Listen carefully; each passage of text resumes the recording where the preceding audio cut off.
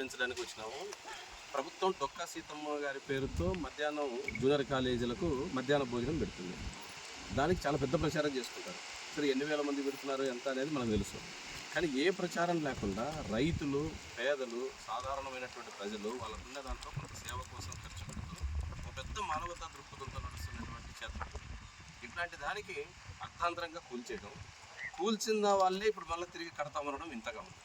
అసలు కూల్చడం ఎందుకు, కట్టడం ఎందుకు? గత ప్రభుత్వం ఇచ్చింది అనే దానికి ఆధారం కూడా లేదు. వీళ్ళు చెప్పే లెక్క ప్రకారం చూసినా డిసెంబర్, జనవరి నెలల్లో మెమోలు వచ్చినాయి ఫారెస్ట్ ఆఫీసర్లకు.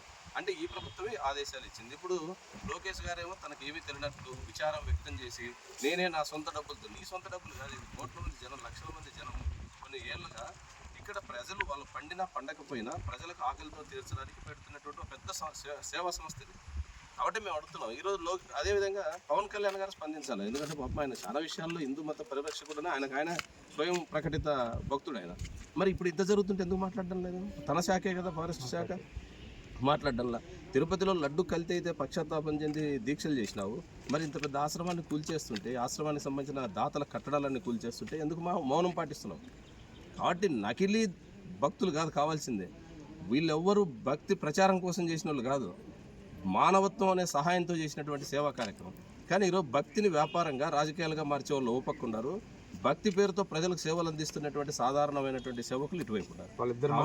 కాబట్టి ప్రభుత్వం అటువైపు ఉంది. ఈ కేంద్ర ప్రభుత్వం ఇప్పుడు మాట్లాడుతున్నారు. జమ్మలమడుగు ఆదినారాయణ రెడ్డి గారు కూడా కేంద్ర మంత్రితో మాట్లాడినట్టు, రాష్ట్ర పురంధేశ్వరి గారు కూడా అధ్యక్షురాలు పోయి కేంద్ర మంత్రులతో మాట్లాడుతున్నారు. కూల్చమని చెప్పింది కేంద్ర ప్రభుత్వం కదా, ఏంది ఫారెస్ట్ శాఖకు నోటీసులు ఇచ్చింది కేంద్రమే కదా. అప్పుడు తెలుదా ఇక్కడ ఏ మతం ఉంది, ఏ సేవలు అందిస్తున్నారు? అందుకనే నకిలీ భక్తులు ఈరోజు ఆంధ్రప్రదేశ్లో ఉండే కాశీనాయన ఆశ్రమాన్ని కూల్చిన వాళ్ళు నకిలీ హిందూ భక్తులు.